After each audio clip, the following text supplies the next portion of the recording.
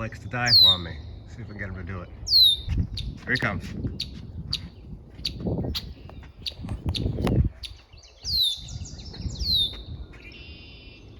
Did I get that? Past few times I've been out here, this oriole, I don't know if they're territorial or what, but it's not happy I'm out here.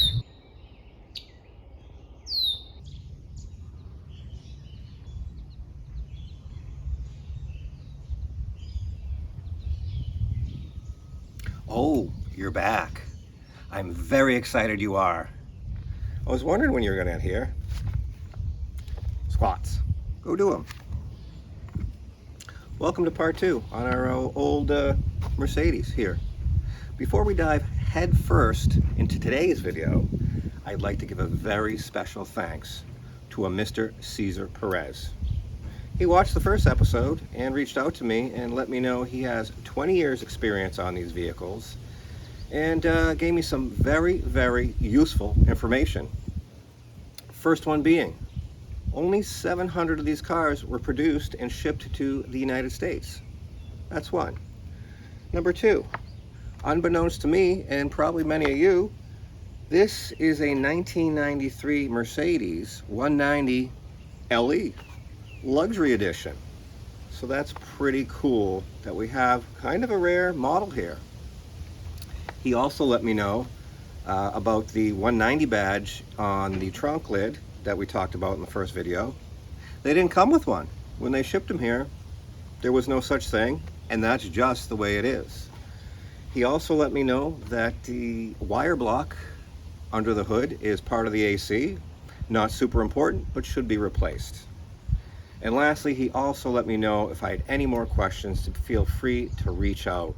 That said, I want to reiterate what I've stated in the past, that it's the viewers and the commenters that keep me in this channel moving forward. I can't seem to crack the algorithm, so the only other thing that keeps me going is you guys. I'm super duper appreciative. Super duper! That's nice! Of each and every one of you, and especially the commenters. It's what keeps me going. That said, let's start part 2 and continue to march.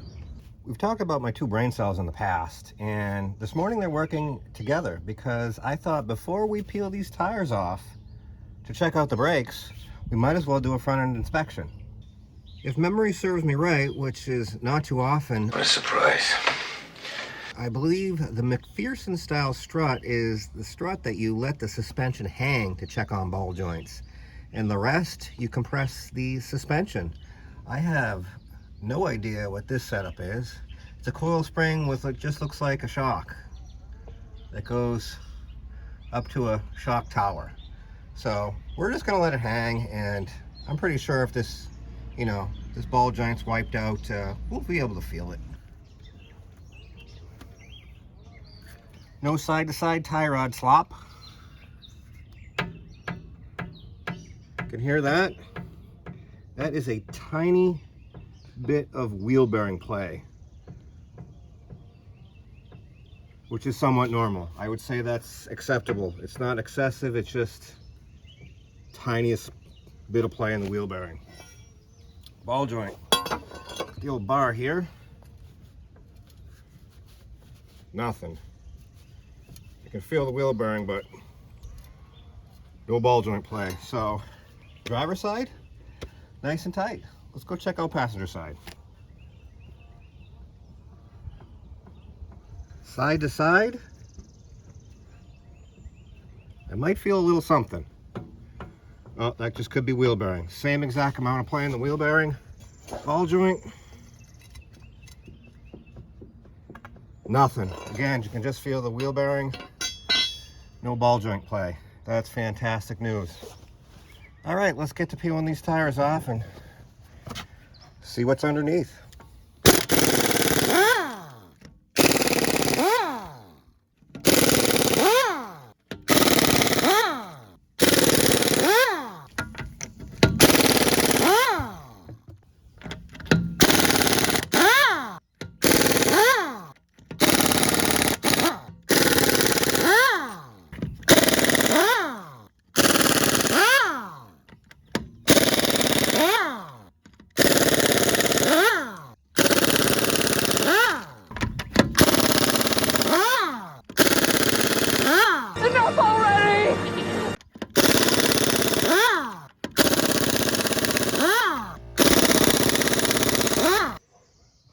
let's take a peek at driver's front.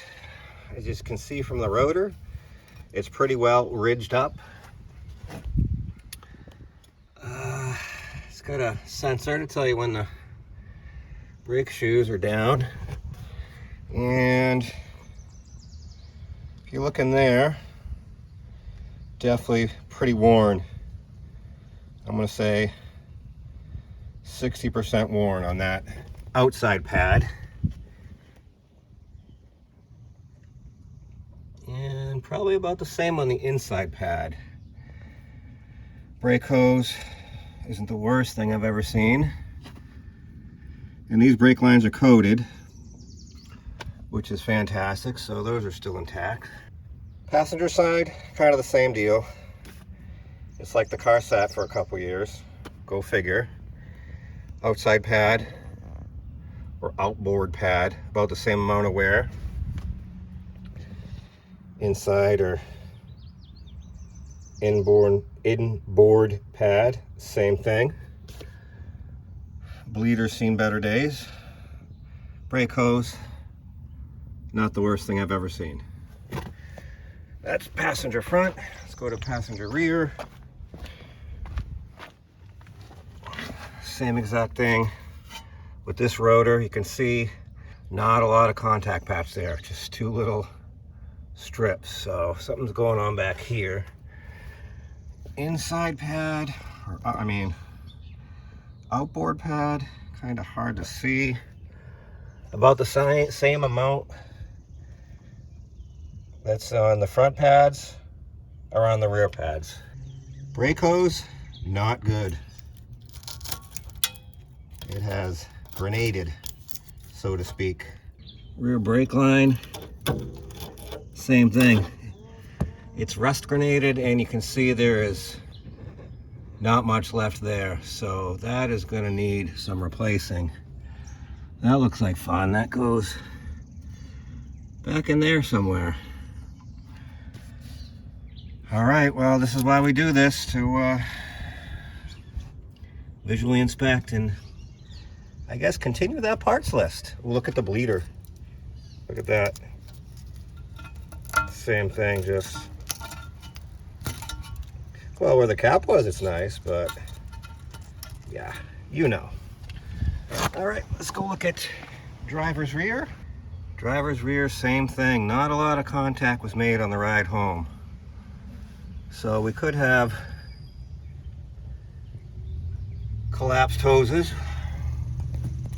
I should say, we have collapsed hoses. Hard to tell on the pads there. About the same amount of wear. They got about the same amount of wear all around, which is pretty neat.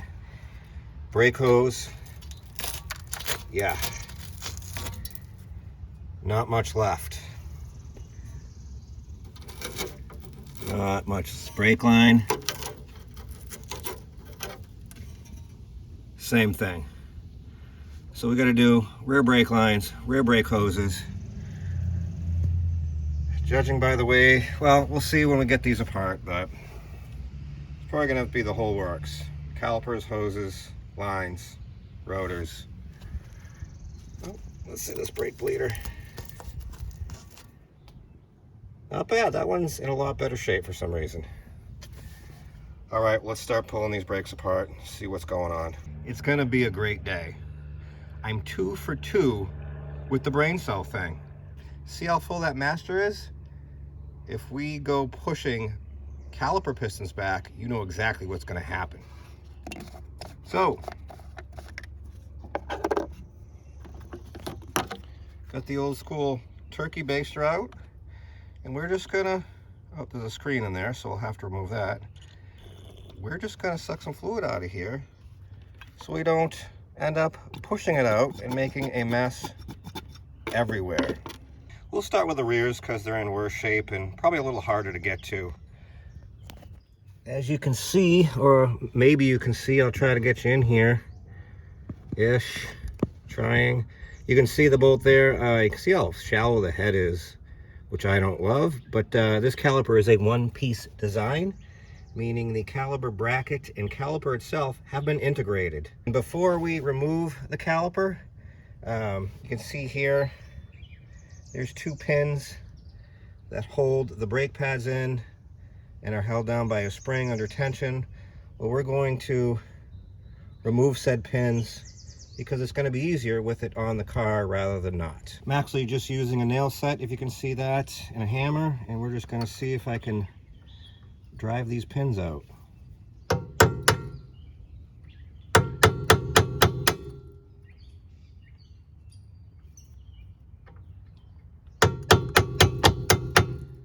That one started.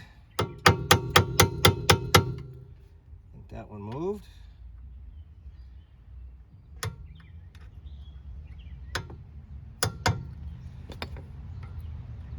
These pins actually almost have a tip, so it's hard to get on them.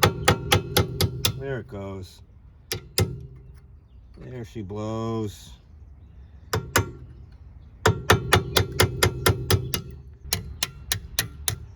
There's one.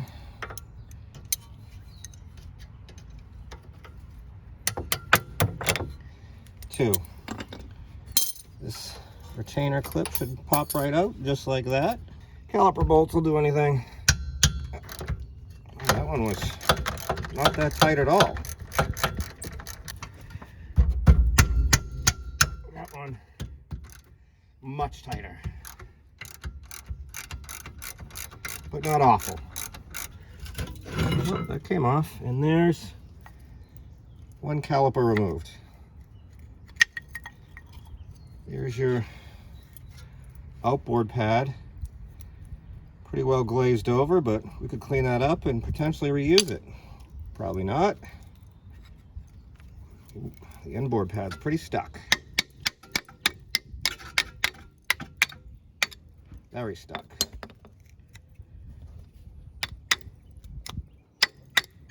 There it goes. Huh, the inboard pad actually has a lot more material left. I like to use these clamp style vice grips to push my piston back to at least see if it moves.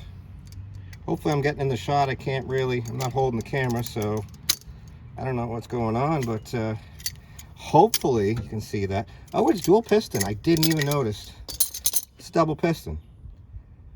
So if I push out one, the other one's gonna, counteract that and push out. So, let's just see if they move, more importantly. Is this caliper frozen? Get in there.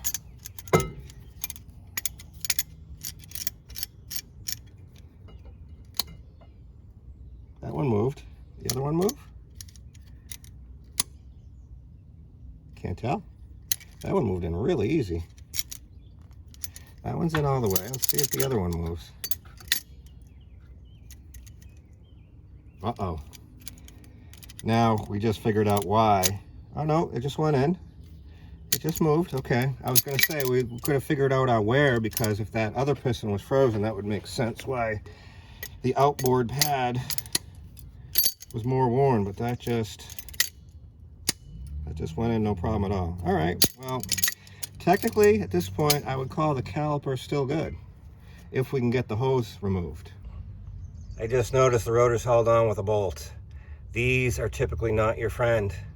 They're nice when you're putting the brakes back together because it holds the rotor in place, but removing said bolt after it's been sitting forever, not so great. That will be a map cast job, and it looks like it's either corroded or already been previously stripped out, because that's what happens with these bolts. So that'll be a treat. Not sure I'm going to dive into that right this second. Let's, you saw this one rear. I'm going to go pull the other rear apart. If I find something super interesting, I'll show you. If not, I'll just go pull the other rear apart. Sorry about that. If not, I'll just go pull the other rear apart, and I'll meet you at the front brakes. Sound good? Great. Right rear came apart with 0 issues. All right, I got the wheel turned for easy access, or easier access. Been a long time since I've seen one of these brake wear sensor things that lets you know that, your brake pads are getting low. So I don't know how that works yet. What I like to start with is a big old screwdriver, and just, depending on the casting of your caliper, This one looks like it's going to work. I like to jam it in there between the rotor and the caliper and try and get the piston to move just like this. As you can see, we're compressing that piston. So now, one, I've just determined both my slides are not frozen, so that's great news. Two, my caliper piston is not frozen, so that's great news. And three, when I go to unbolt this, I'm now not fighting this caliper off the rotor. So that's the reason for that.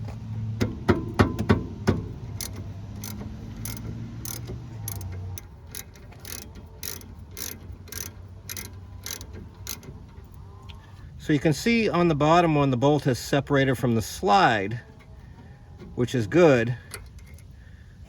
I'm not sure if you can see on the top one, but I should have taken the bolt out all the way. My bad. But you can see the bolt and the slide is moving, so we have to find a wrench to fit on there so we can separate our bolt from our slide. I'm actually going to start this bolt back in, so when we go to loosen the top one, it doesn't fight us. Well, that's not good. I don't have a wrench. I need a thin-walled wrench to fit in there. That sort of fits in there. Oh, there, look at that. 19/32 thin wrench seems to do it. I'll have to remember that. Oh, good, it wasn't that tight. It's gonna be a great day.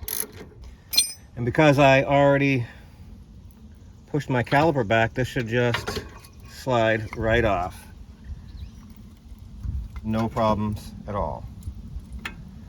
How does this sensor fit on here? I don't know. No idea. There's a front pad. Have these springs to kind of keep it held in place. Less noise, less vibration. You don't know how this sensor comes off. Figured it out. It is part of it. You just pop that cap, unplug the sensor, and away you go. I like easy. All right, we gotta keep this out of the way, but not kill it. I usually have bungees, and I bungee these things up. I don't have any with me right this second.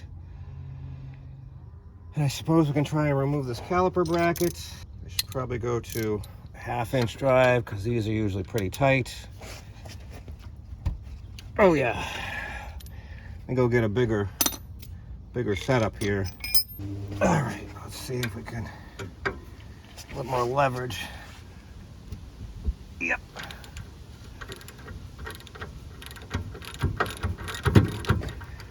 Don't take that out of the way or it'll fight you. Of course, we need an extension for the top one. That's fine. Oh, what happened? It slipped. Oh, wow. That one's on there. Wow.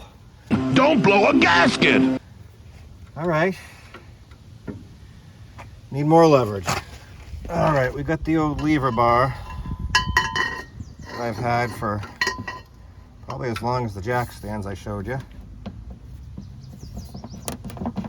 There it goes. When in doubt, lever bar. Should be able to get it now.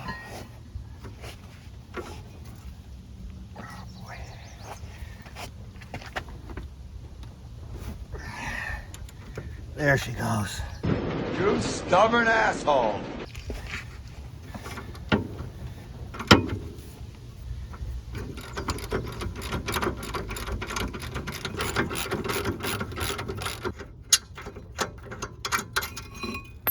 One caliper bracket.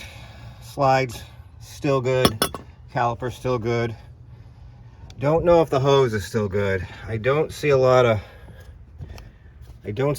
grab on that rotor.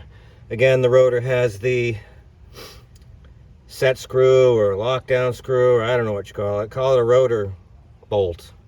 We'll do those all when we have a little bit more gumption and and heat. All right, I'm going to take the last side apart. If I see anything interesting, I'll bring it back in. If not, I'll bring it back in when I'm done. That is all of our calipers taken apart. And as you can see, removing some fluid from the old master really paid out, because that definitely would have made quite a mess. All right, I think next is we need to get these rotors off, and I'm not even going to fool around. I don't think I have Allen sockets, but we're going right for the map gas, and we'll see if we can remove these next. Before rotor removal, I just want to go over a couple things I found underneath the car. Rabbit poop. All right, I know you can barely see this, but this is the front of the rear drive shaft. And it's got this, they got these rubber coupler dampers, I forget exactly what they're called. This one has two of them for some reason. And sorry about the glare. I can just barely see the first one there. Well, it was one of the questions I had for the previous owner. I said, does this have the rubber couplers that always fail on other European vehicles? And he said he didn't know, but just watch this. Yeah. That rubber coupler damper connector is wiped out. So, again, sorry for the glare. Add that to the list. But more importantly, if you see on that second part of the damper, that rod, I know it's kind of hard to see here, it's leaning right against that second damper. Well, look back here. That is our shift rod that goes from our shifter to our transmission. Remember that intermittent rattle I talked about coming from the center console while driving home? Well, there it is. So we got to find a bushing kit. I'm assuming there was probably a plastic bushing in there that disintegrated. And I know it's hard to see. I think the bushing on the other end, transmission side, is also gone out of it. And so that rod is leaning on the drive shaft damper and causing the rattle. So there's two more diagnoses. I don't know, you let me know. And add those to the list. All right, let's continue to march. On further inspection, you know, obviously someone's been in here before, but I don't know if you can see it. Yeah, I thought it was an Allen head bolt, but I think it's a Torx. So I know I said we were going to go right for the heat, but I think we're going to go right for the big guns and just let it rip. All right, wish me luck. Ooh, there it is. Came right out. Of course, it's not going to focus. Oh yeah, you can kind of see in there. Let me see if we can stand it up, and I'm pretty sure it's a Torx is what I'm trying to get at. So that's good. It's just going to fall. Oh, and the thing's just going to fall right off. All right, let's take a look at this rotor. I was considering having these rotors turned, but we'll find how much the replacements are and then make that determination. These are pretty rough, so if they're not too much money, we'll just end up replacing them. Should probably take a look at the wheel bearings at some point, because we did have a little bit of bearing play. But let's get these rotors off first. All right, we got driver's rear. Right off. Oh, it's gonna be a great day. Is this gonna slide right off? No.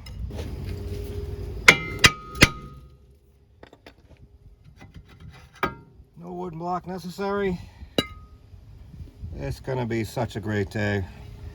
These rotors don't look as bad. I don't know. I'm not opposed to having them turned if the metal isn't too bad. The alloys, usually all the rotors now really aren't turnable because the alloys, which is the mixture of metals in the composition of said rotors, is really poor. And I've seen rotors turn, they end up kind of like record player records, if you remember those. They kind of have grooves in them even after you try and turn them, but we'll make a decision on that. You can see there, we actually have really good material left on our e-brake shoes, or parking brake. I don't know what you call it around here. We always call it an e-brake, parking brake. So yeah, that's great news. Passenger side rotors came off the same as driver's side. Super easy. Forgot to show you. Wheel bearings super smooth, albeit driver's side has a lot more resistance, I guess. This doesn't spin as freely, but we'll get into those and double check them, double check bearings. Big question is, do we do these hoses? They're super, yeah. As long as these lines, yeah, we got to do hoses all the way around. These hoses are super hard. They're probably original. We got to see if we can crack the bleeders, but we'll get to all that. This second video, we're just disassembling and making a parts list, because before we dump a bunch of money into this, we need to sell that girl over there. So if you're interested in a 1986 F350 6.9 diesel, let me know.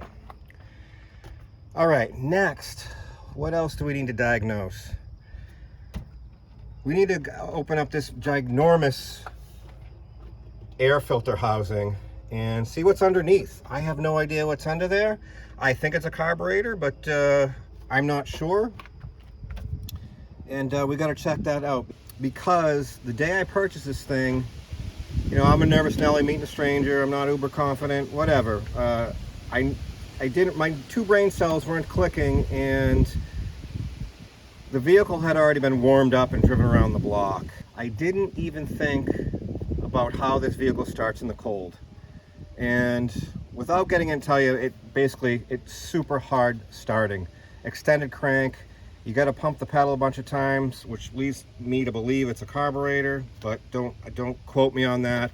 It just seems to start better after I pump the pedal a bunch of times, and it takes quite a while to get it running. Once running, super low idle, and pretty rough at idle.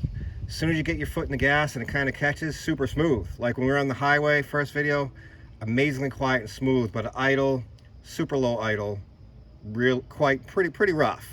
So again, there's probably 2-year-old gas in it for one. I don't know that the gas gauge works for two. Instead of me rambling, let's just get this cover off and see what's underneath and go from there.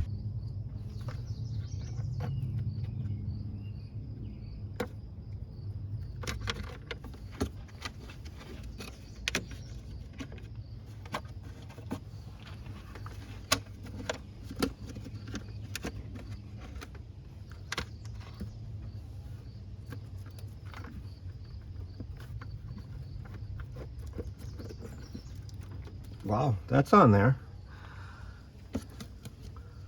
All right, well, it seems like after undoing 30 clips, you still need to do these 10mm nuts. Interesting.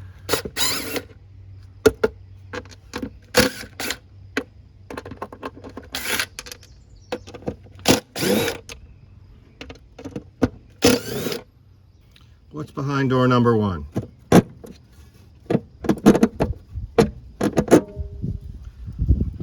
Well, that's interesting. Look at that filter. Just when you thought you'd seen everything. Well, what is this? What is happening? It's got a toilet bowl plunger flapper thing.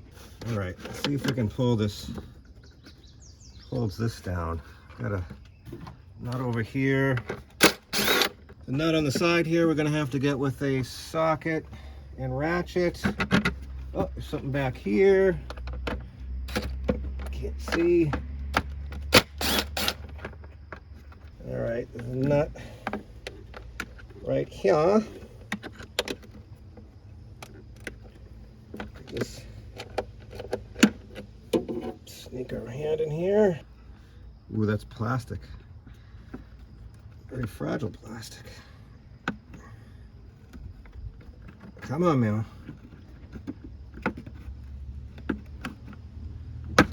Got it. Is that it? We got it. That is a very thin, plasticky. Oh my Lord. What is happening? Wow. I guess I'm kind of speechless. I didn't know what to expect under here, and this is not what I expected at all. What the fuck is this? What am I looking at? all I'm gonna say is, can you please tell me what I'm looking at? Because I have no idea. I just need a moment of silence. I don't know what's... We got some linkage over here, and it's got some sensors and... But look, what is this? I don't know what I'm looking at. Is this... I don't know what's happening. We have to go do some research. Oh, look! The oil filter. I was looking for that. Product of USA. What kind of filter is on there? I don't know. Does it have a date on it? Patent. Product of USA. It's got a USA filter on a German car. That's pretty cool. I was wondering where the oil filter was. Yeah, I don't even know where to go from here. I see a lot of, you know, leakage, old wetness right here. Very old wetness. That is, it's some goo, is what I'm trying to say. I'm sorry, I'm a little bit in shock. This is not what I expected to see. I don't know what this is. I'm gonna have to go do some research. I know I'm rambling. We got a bunch of, some more tree renderings over there.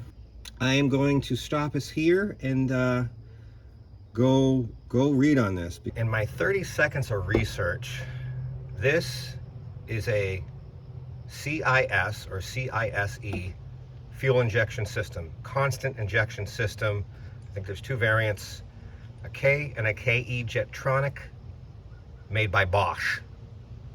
Now, disclaimer, I did a 30-second research, so we're just going to do a quick down and dirty overview of this system. And if I'm wrong on any parts, please correct me. If you want a more in-depth, informative video on this, there's a couple on the old YouTube. I will say they were painfully boring to watch. So this is going to be my quick down and dirty interpretation of this system. I guess let's start in the rear. Underneath this cover, you got your fuel pump. You can barely see it back there. You know what that does. Fuel filter is the middle part, and then you got your fuel accumulator. What I got out of that is it maintains pressure in the lines for a certain amount of time after the vehicle is shut off. That's my down and dirty of back here. I did watch one video that the fuel accumulator is at fault for potential extended crank. Let me know what you think of that. Watched a quick video, but I couldn't remember. I think it was only on warm startup. I don't remember if that was cold startup as well.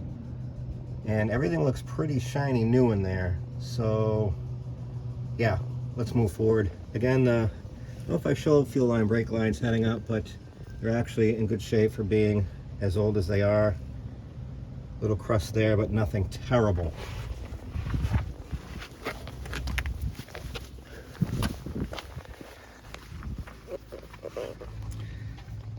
Okay, back to our constant injection system. This toilet bowl flapper that I was flabbergasted by is your air meter. Obviously what that does, it meters air. It's supposed to be 1 to 2 millimeters of play. It's adjustable. Don't know how to adjust it, didn't get that far, but there's definitely some play there. This is your fuel pressure regulator. That's quite obvious as well. Maintains a certain pressure. This part is very oily. They do fail. You can see how wet it is down there. Is this at fault? Do we need to test this? Probably. So that's one thing to keep in mind. To reiterate, we have extended crank on cold startup, and once it finally fires, we have an extremely low idle and rough idle. Not too rough, but I want to say it's rough because it's so low. So are we not maintaining pressure? Anyway, moving forward. Again, let me know in the comments if you have experience with this. Sorry for the sun glare. This is your fuel distribution. I'm going to call it a block. I believe that there's a diaphragm under there and you got to make sure those are not torn. Obviously those lead out to your injectors. This is a cold startup valve. Now, is that the problem? Are we having, I think this just sprays a bunch of gas on startup for easier starting, and on cold startups is what I'm trying to tell you. Is that at fault? Do we need to test that? Not sure. This is your fuel potentiometer. What I got out of this is, I believe, think of this as like an old school scale with a needle, except in voltage.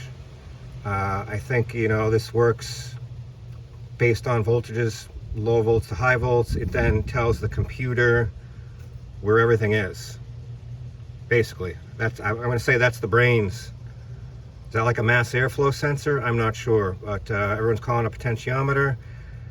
It's basically just an electronic voltage meter that sends information back to the computer to say where everything is, whether it's, you know, idle speed, RPM. I think the whole kit and caboodle. Air, you let me know. What else? We have right here is a D-cell switch. You can hear it clicking there. I think that tells the computer, if I remember right, and correct me if I'm wrong, say you're going downhill, you let off the throttle, but your car's quickly accelerating down the hill. I think it allows to use engine braking. Correct me if I'm wrong. Probably wrong on that one. And I think the last part of the puzzle back here, this electronic doodabby thing is a fine fuel enrichment tuner. It somehow fine tunes the fuel enrichment. Correct me if I'm wrong. There are plates. I can't really see. I don't know if you can see that. Let me know if this is a KE, CIS, or CISC. I'm going to say it's the earlier version. I'm going to say it's the K, Jetronic Bosch CIS injection system. I have never seen this in my life. You saw my reaction when I saw it. It's it's very alien looking to me. But for those of you who know, I am not one of them. So any hints and tricks and tips on to what are causing my cold extended crank, low idle, and a bit of a rough idle, let me know. Do we have an injector issue? They weren't injectors. Do we, you know, I haven't pulled the plug yet. We still have to pull the plug. Actually, why don't we do that now? But yeah, that's my low, down and dirty explanation of this weird alien system that I've never seen.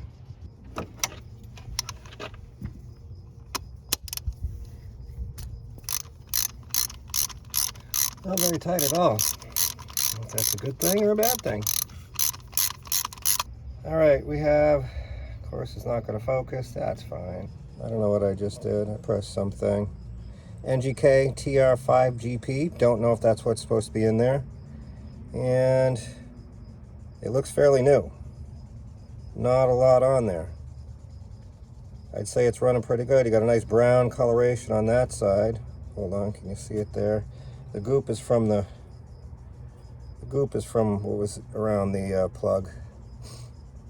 But yeah, nice brown color there. Say they're been replaced not that long ago. So that's good news. The call spark plug's good. Even though we just pulled one, doesn't mean the rest are all good, but you know, I'm going to assume. I know what assume means. But yeah, we're just making a parts list, so let's continue to march. Let's take a look at this driver's side mirror and see if it's savable. I'd like to save it because it's the original paint. And let's see if we can actually repair it, or do we have to replace it? So here's our first piece of wood. It's got a screw in it. And we got a bunch of tape. Oh, what is this? Someone jammed bottle cap? Is that what I'm seeing?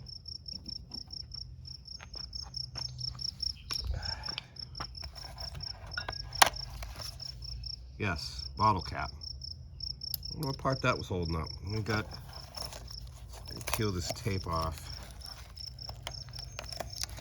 Or whatever, I don't even know what this is. It's like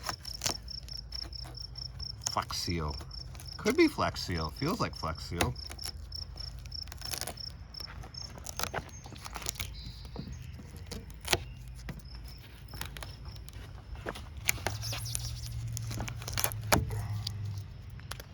Some of that off.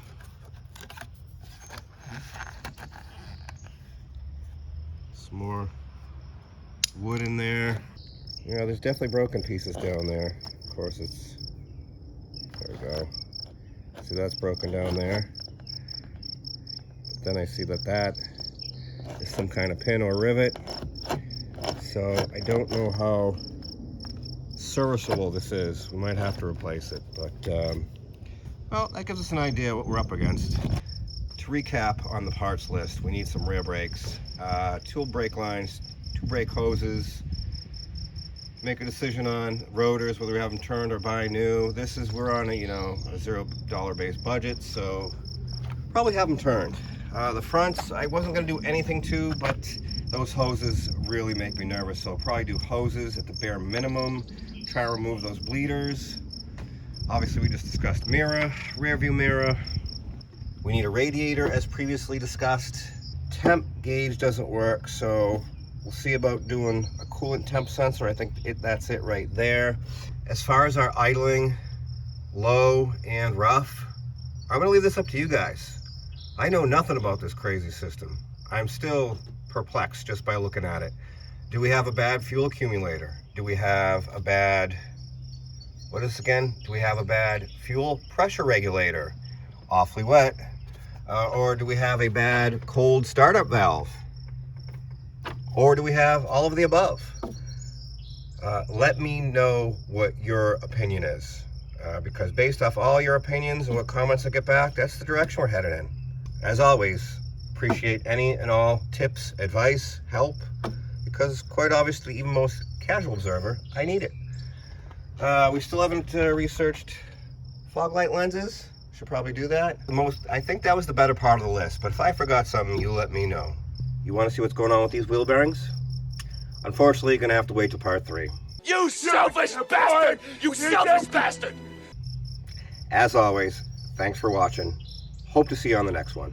So until next time.